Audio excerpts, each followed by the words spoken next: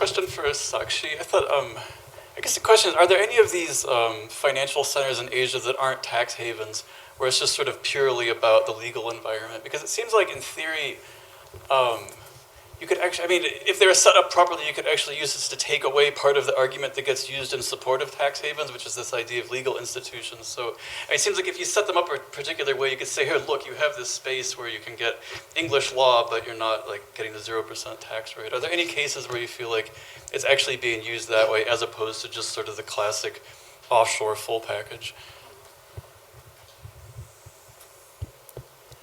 Other?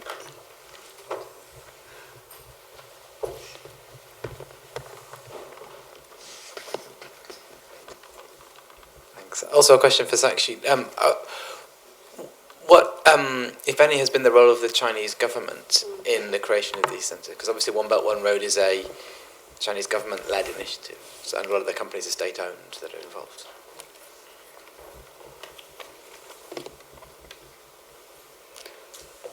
So maybe one more, and then we... Just one. Oh, sorry.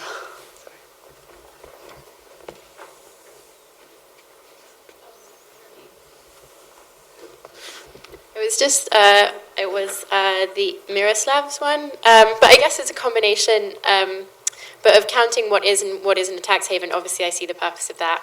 I mean, that's pretty obvious to everyone, I think. I went to a talk in 2015. It was a Fabian Society one, and it was a Brazilian researcher who I actually can't remember the name of, but he, the way he's written a book about tax havens, and the way he thought about it was immediately, I think, after the publishing of the Panama Papers, and he was saying not to count something as a tax haven, something not. I guess that's your binary, but that each jurisdiction has a specific role in a global network, and so one thing wouldn't be a tax haven if this other thing wasn't doing this other thing, and that it's a chain of interlocking sort of purposes of each space. And so I was just wondering how that factored into even the consensus one, which is still a little binary, and something is or is not something within the consensuses. So how that fit into that. That was it. Thank you. Maybe Saksha, do you want to start? Oh, yeah, sorry. So I think there may not be all cases of all of these jurisdictions acting like traditional tax havens, for example. But it's not like these jurisdictions are looking to become traditional tax havens. They are looking to be an alternative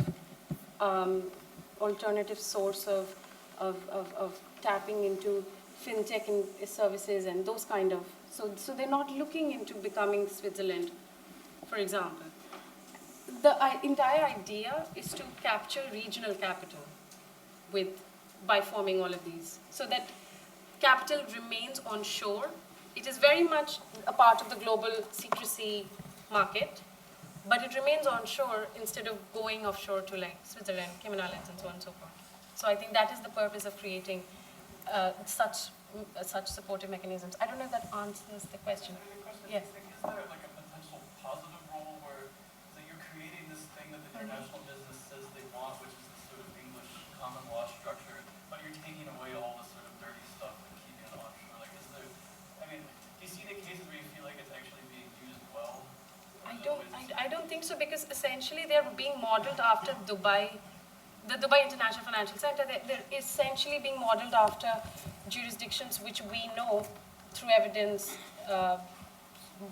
via the Financial Secrecy Index, is that these jurisdictions have been implicated for wrongful behavior, or let's say just dubious behavior.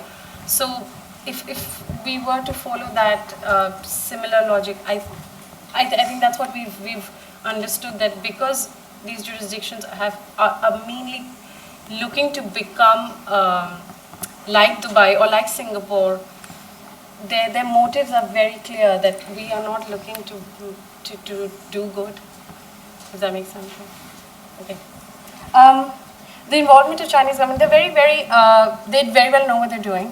These particular jurisdictions have been visualized like 25 years ago. And if you follow the trail of how they were scrapped and then they were reimagined, then what kind of agreements were signed between Kazakhstan and China to support the One Belt, One Road initiative, which was known as the Silk Route initiative earlier, you will find significant amounts of investment being pumped into these jurisdictions alone. Now, if Shanghai becomes an international financial center, that makes sense because it's a business center already. But for these particular jurisdictions to become such relevant players is odd. And so I think it's worth looking into into how exactly, like what is going to be the repercussions of it in the near future. Miroslav is going to answer the question, but maybe we can put two questions together. You have one on Slido about given the Big Four's disproportionate policy influence, especially in small jurisdictions, perhaps, have you explored whether their presence drives secrecy scores and Haven scores? Okay, yeah, thanks. Yeah, Alex, I'll start with that one.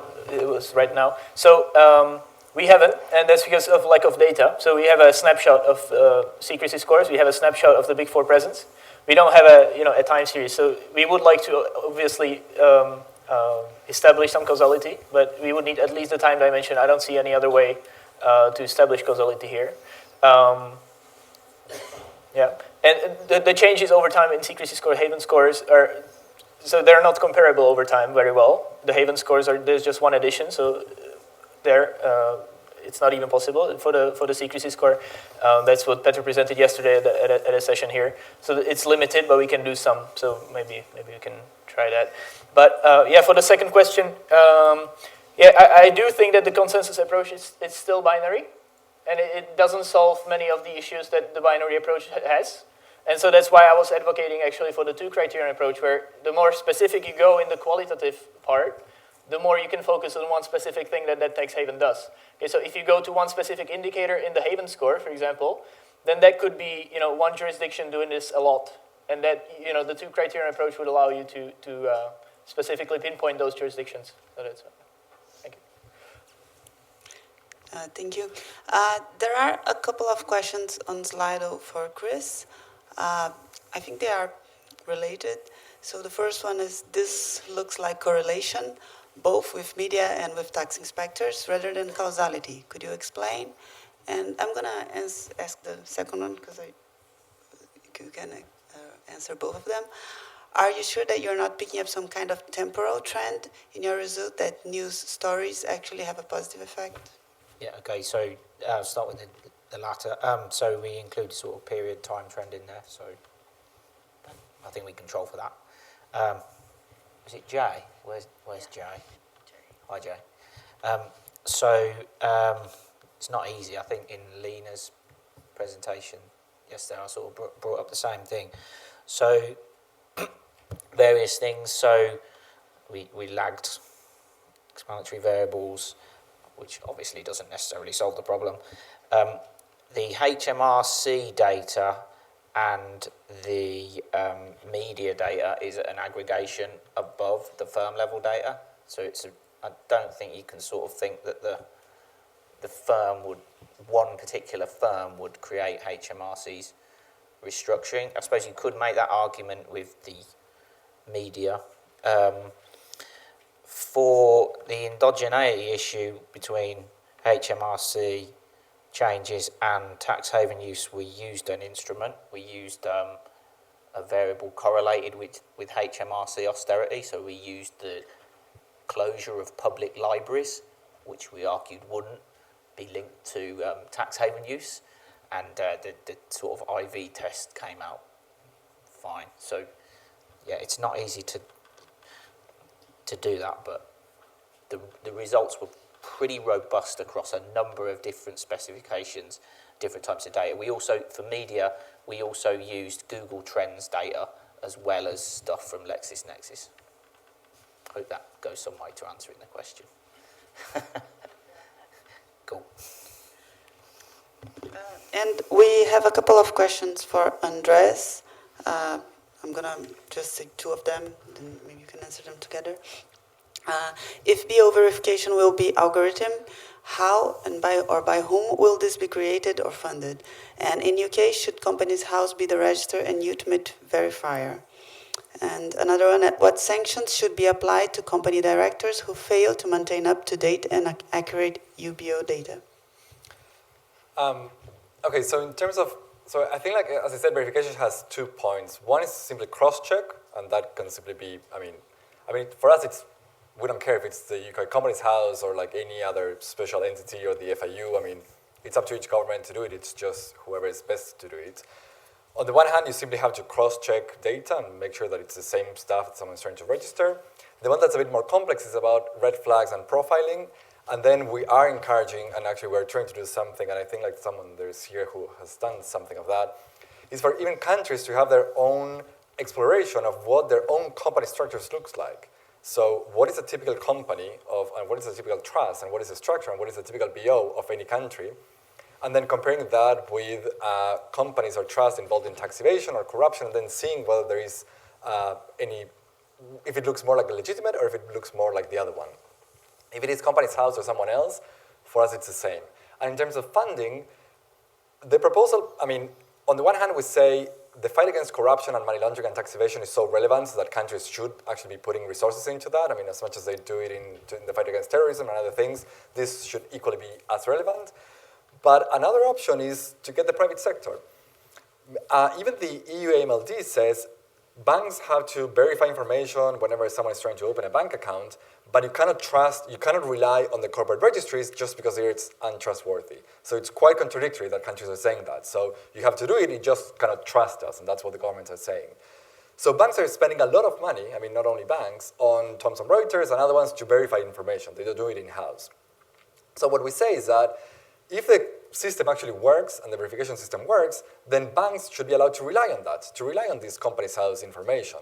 And for that, it would make sense if banks actually funded this and actually provided financing or money for that. Because in the end, I mean, instead of paying a private company to do it, they would simply be paying the governments just to have a pretty well-functioning beneficial ownership register.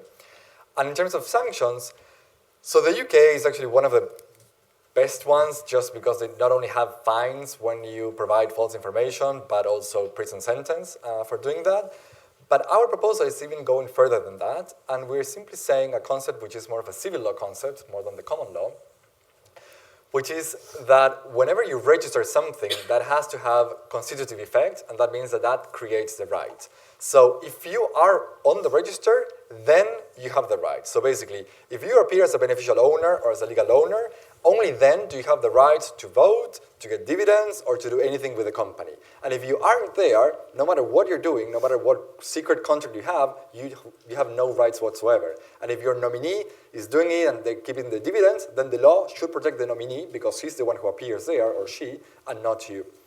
So pretty much, our proposal is that if a person is not registered, then it's not only that the director should have some fines and even eventually go into prison, but either that company cannot operate. I mean, if they haven't provided information and there's no information about who the beneficial owner is, that company should not be allowed to open a bank account. And if they already have a bank account, they shouldn't allow to move that. I mean, they shouldn't allow to transfer money or withdraw money. But the other way is that if they are providing false information, then that should, in a way, affect the real person. He will not be able to say, oh, actually, I'm the real BNE owner, or I'm the real director. It will be like, no, sorry, whoever appears there, he has the rights, or she has the rights, so you lost. I mean, the law is not on your side on that. So those are some of the incentives that we are promoting so that people are encouraged to actually provide good information and not fake one or not inaccurate one. Thank you. So do you have any more questions from the audience?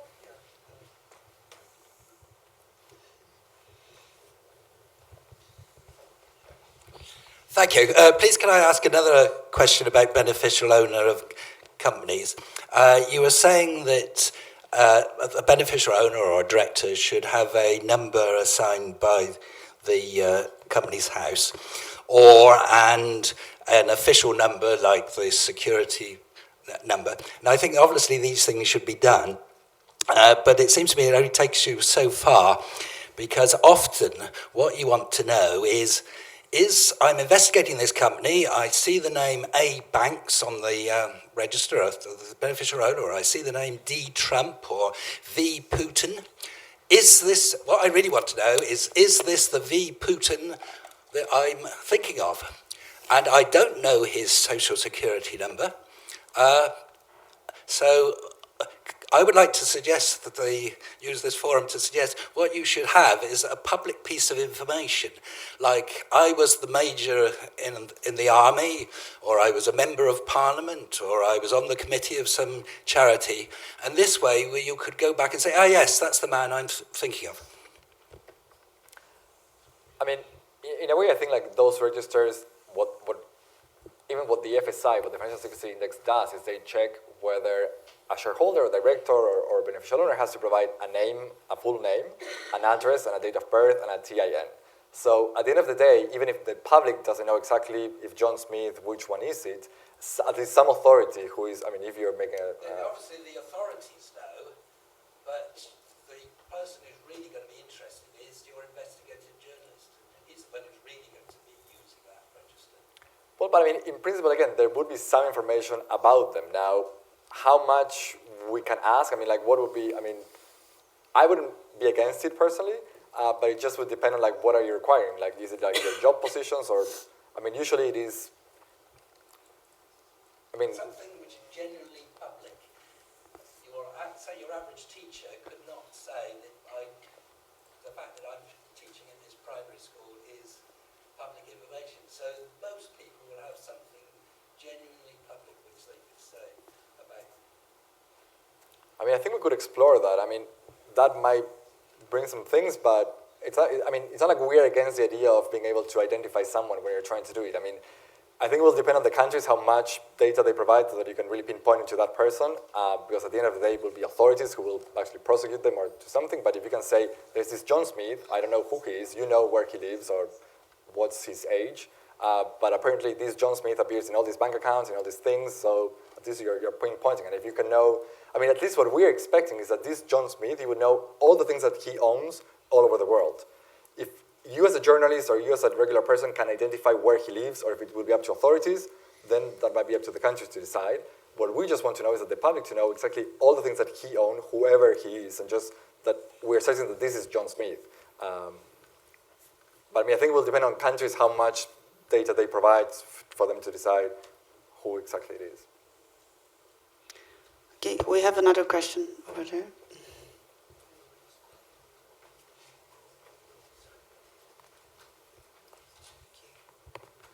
This is actually just a follow-up observation to the previous question, Andres. It was certainly in the context, say, of bribery and corruption, or for various other, if you're dealing with politically exposed people, then the obligation on the company is to make sure they can actually follow through to the beneficial owner. So due diligence, for due diligence purposes, it's quite critical that you can actually identify not just that it's John Smith or Mary Smith, but who that John Smith or Mary Smith actually is. So it's over and above investigative journalism. It's actually now expected of business when they're actually engaging, having transactions or whatever else it is. So presumably that would need to be factored into whatever structure you decide to put in place. I mean, yeah, at least we are certain that we want authorities, and actually this idea of the unique individual identifier, our proposal is that it would have to be based on the date, on the country of birth, because it's the only thing that you cannot change. I mean, you can change your name, you can change your passport, you can acquire one, but you can't really change where you were born. I mean, that's the only thing that should stay the same. And then that someone, I mean, I think it will be, different countries will have different ideas for like how much people should know about everyone, but at least some authority in charge of anti-corruption should do it. Currently, companies have to do that. So they have to identify their John Smith or whoever their beneficial owner is and their legal owner and know their passport or something. We just don't trust that companies are doing it correctly. So this is more like what the public will have and what the commercial register will have. So of course, like banks and companies have to identify this person and be exactly sure, not just that it's John Smith, but where he was born, his address, and his date of birth, or tax ID, or passport number. So that should pretty much be sure who it refers to. But we're just saying this shouldn't be only up to the company. This should be part of the commercial register itself, and it should allow any person, any investigative journalist, just at least to know all the things that this John Smith owns, or at least all the legal vehicles he's related to. And of course, someone who should know exactly all the details about him in case he has to be prosecuted. Now, if any person in the world can simply know his address and all, and if he was a teacher in which school, I think it will be up to countries, and many countries will be against that. But clearly some authority should have that much detail. I mean, even the EU says it's fine in terms of date of birth, that we have like the month and year, but we don't provide the date, so as not to, for data protection. And I think we're fine. I mean, as long as the public has enough access and the authorities have the full access, we're okay with that. We are over our time, so maybe just one more question, and then you have one over. Thanks, the four of you, for the presentation. It's for Andres, the question. Some of the information that it was mentioned has been already identified in the Companies House registry. I mean, the occupation of the PSCs and directors is mentioned there. You can check it yourself. As an investigative journalist, I do that all the time. Working in Fundación CES in Argentina, we've already processed the whole database to identify every presence of Latin Americans in the database. And we're doing this kind of verification. We have already found government officials from the countries, from Latin American countries, well-known economic criminals.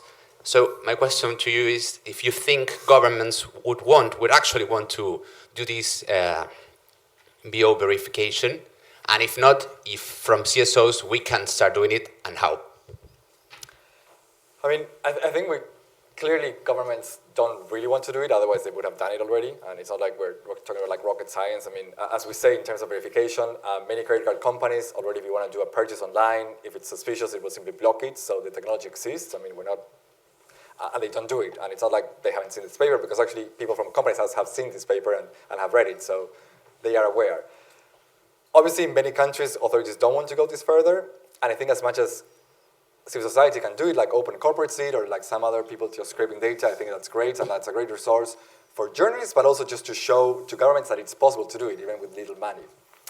Now, at the end of the day, there will be some information that that's not public. I mean, many of the things that even, for instance, the tax authorities of Argentina do is to check whether something is real or not. They also, for instance, compare electricity consumption. So you might be a company and you say, yeah, we exist and we have like all these employees, but then if you had like no gas consumption and no electricity consumption throughout the year, you very likely have no activity, so you're just a shell company, even if you appear to have computers and stuff.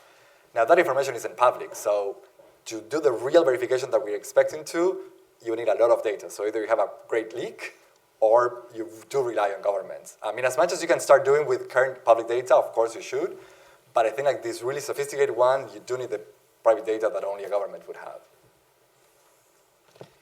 Okay, I think we have to finish now because we're over our time. Any burning questions? Really important? Okay, you can ask them later. Thank you.